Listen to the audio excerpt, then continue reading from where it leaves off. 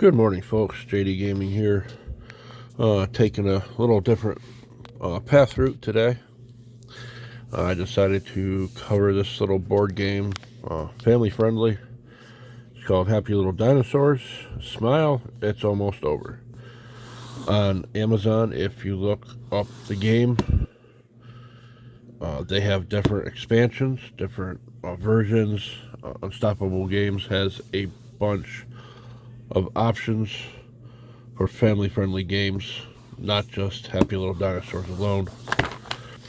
On the back, 2 to 4 players, you have a map and points. Lately, it feels like we're all just dinosaurs trying to avoid the falling meteors. In this 2 to 4 player game, you'll try to dodge all of life's natural, predatory, and emotional disasters.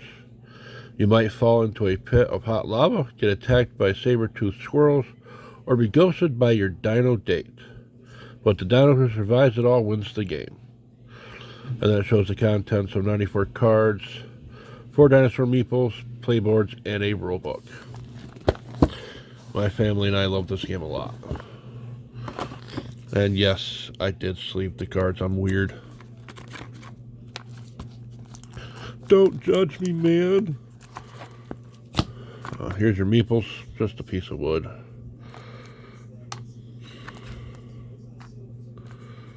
And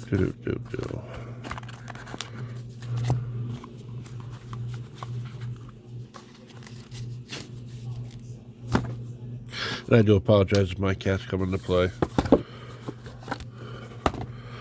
So let's start with Triceratops. Triceratops gets 1 emotional and plus 1 emotional, minus 1 hazard. Let's get the rule book here.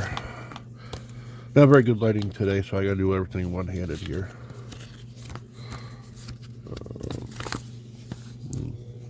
Those are dinosaur traits.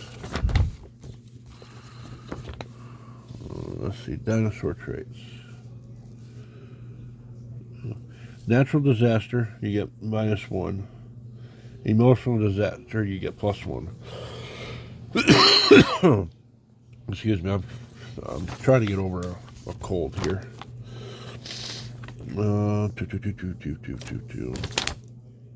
So let's go over the cards. Emotional support cards. This is just one option. Left behind again. Your friends plan a road trip without you. The exhaust fumes hit you as they drive away. Emotional support cards or disaster cards. It's filled with a whole bunch of options. Let's just break these down.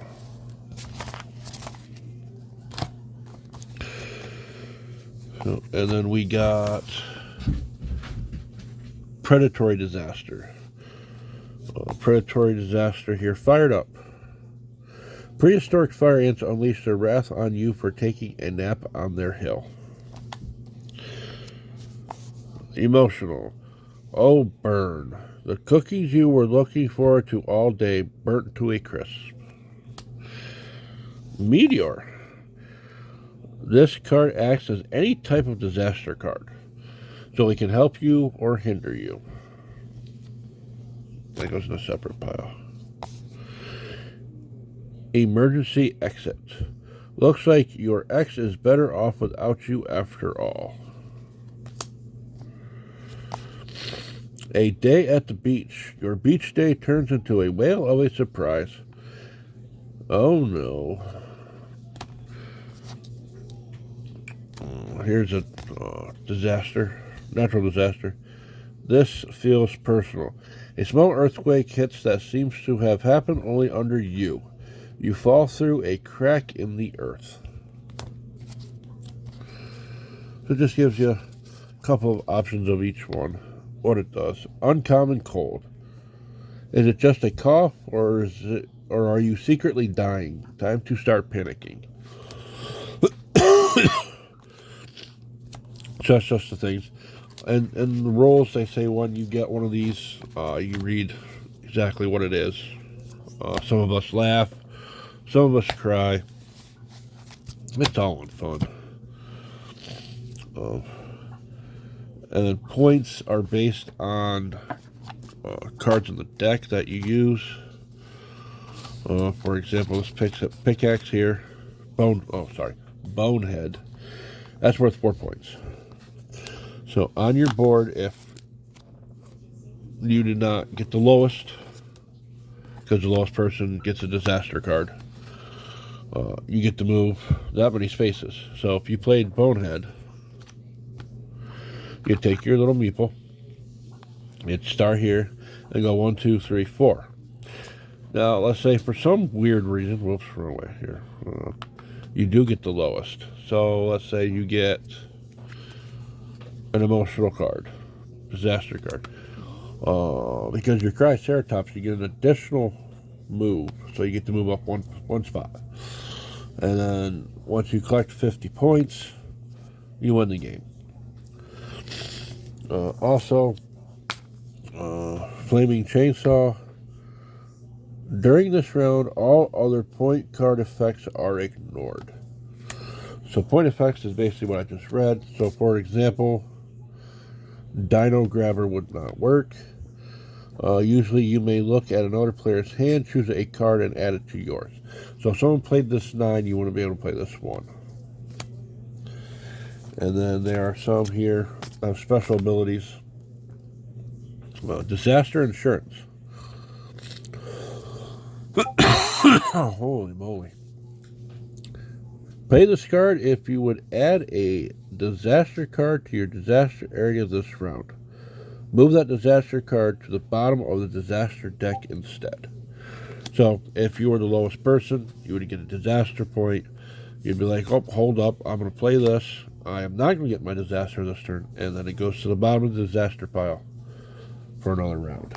Another one is Score Booster. Play this card during scoring. Add 2 points to any player's score this round. So yes, you get to boost your points. You also get to decrease points. I just got to find that one here somewhere. Score Sapper. Play this card during scoring. Subtract 2 points from any player's score. Pet Rock. You may discard a point card from your hand, then add its point value to your score this round. So technically you could lose with a 1 or a 2 or a 3 or whatever. Let's go back to this shovel. You played a Dino Grabber. You only got 1 point. You might be losing, so you're going to play the pet card. And then let's say you have this chainsaw in your hand. And then you can get rid of chainsaw and get 9 more points. So even though it's a family-friendly game, there is some kind of strategy involved as you play. And yes, my kids have quickly learned to combo off cards together, which is amazing. They've beaten us parents quite a few times.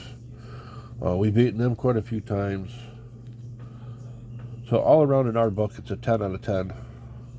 And we do plan on adding more games from Unstoppable Games into our collection in the future.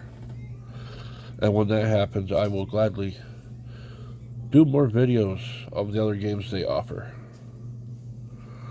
Until then, if you want to leave a comment about the game, go right ahead. Rule book is self-explanatory on how to play, how to add up points, and little tips and tricks on how to use your traits and any abilities any card has.